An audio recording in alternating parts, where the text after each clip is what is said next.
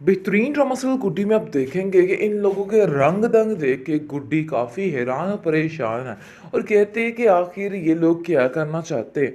मुझे तो खुद कुछ समझ नहीं आ रही है। लेकिन जी जो लड़की वहाँ पर है वो इसकी भरपूर मदद करती है और निकलने में इसका साथ देगी। लेकिन वो उसको ऐसे तनहा नहीं छोड़ना चाहेगी और कहेगी कि ये लोग तुम्हारे साथ बहुत बुरा करेंगे, मैं तुम्हें यहाँ पर ऐसे नहीं छोड़ सकती हूँ। खैर आप देखेंगे कि दूसरी तरफ बहुत परेशान हो चुके हैं सब घर वाले और कहते हैं कि आखिर वो लड़की गई कहाँ, हम नासिर को क्या जवाब देंगे। मुझे तो कुछ समझ नहीं आ रही है कि आखिर ये क्या मामला चल रहा है। ये लड़की हमें चैन सुकून से जीने देगी भी या नहीं, क्योंकि इस लड़की ने हमारी ज़िंदगी को अजीरन कर रखा है।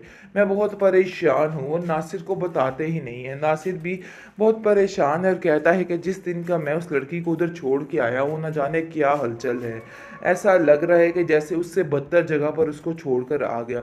दूसरी तरफ आप देखेंगे कि औरंगज़ेब की परेशानी में दिन ब दिन इजाफा होता जा रहा है, क्योंकि रमीज़ अपने पैसों को बढ़ावा देता जा रहा है और अपने हिस्से को आगे करता जा रहा है। ये चीज़ बिल्कुल भी काबिल कबूल नहीं है औरंगज़ेब को, क्योंकि एक नंबर का लालची इंसान है और रमीज़ जो है उससे 10 साथ आगे है।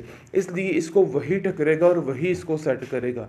बहुत ज़्यादा परेशान हो चुका है अब औरंगज़ेब, क्योंकि ऐसा लग रहा है उसको कि अब उसके हाथ कुछ भी नहीं पड़ने वाला, क्योंकि जिस तरीके से सैफ़ी को अंदर डालने की कोशिश की जा रही है ना, सारा कुछ ख़राब हो रहा है, सारा सिस्टम ख़राब हो रहा है। सैफ़ी तो सोच रहा होगा कि मैं उस गुड्डी को यहाँ पर इनके हवाले करके पैसे बटोर लूँगा, लेकिन जी ऐसा नहीं है। गुड्डी वहाँ से भी फ़रार हो जाएगी और अब जाकर स्वीटी उसका ऐसा साथ देगी कि वो याद रखेगा। बहुत परेशान हो गई थी वो। लेकिन जी आप देखेंगे कि इधर शाज़िया के रोने धोने ख़त्म ही नहीं हो रहे। उसकी आंखों के सामने बार बार गुड्डी आ रही है और बार बार गुड्डी की स्वीटी आ रही है और उसको ऐसा लग रहा है कि बस वो मेरी जान की दुश्मन बन गई है और मेरे साथ वो सलूक करेगी कि मैं क्या बताऊं। इसलिए वो बहुत रोती बिलखती है और कहती है, अरे भाई कोई मेरी बात को समझने की कोशिश करे। गुड्डी मेरी जान ले लेगी, क्योंकि गुड्डी मुझे नहीं छोड़ने वाली है।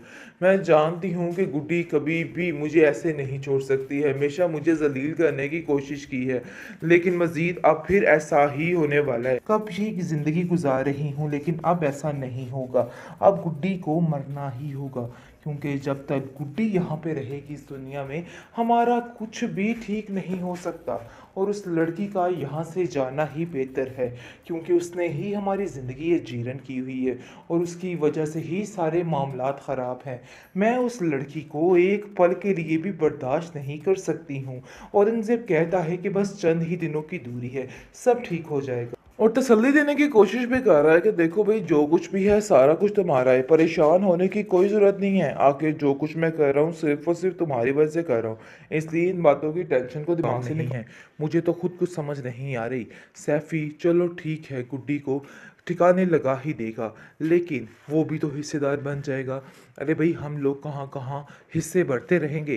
जिस पर शाज़िया कहती है कि हमें फिर भी कोई फ़र्क नहीं पड़ेगा, ये बात याद रखिएगा। इसलिए बेहतर यही है कि अब चुपचाप करके इस लड़की का खात्मा करवाइए, ताकि हमारी ज़िंदगियां सुकून से गुजर सकें। जिसको सुनकर वो कहता है कि बात तो तुम्हारी 16 आने ठीक है, इसलिए परेशान मत हो, सब ठीक हो जाएगा। मैं अब सब ठीक कर लूँगा। मुझे समझ आ चुकी है कि अब क्या करना है।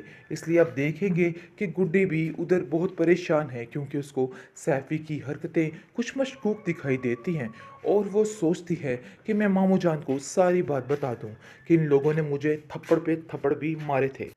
बेहतरीन ड्रामा सीरियल गुड्डी इस मोड़ पर पहुंच चुका है कि अब सबका भयानक अंजाम सामने आने वाला है।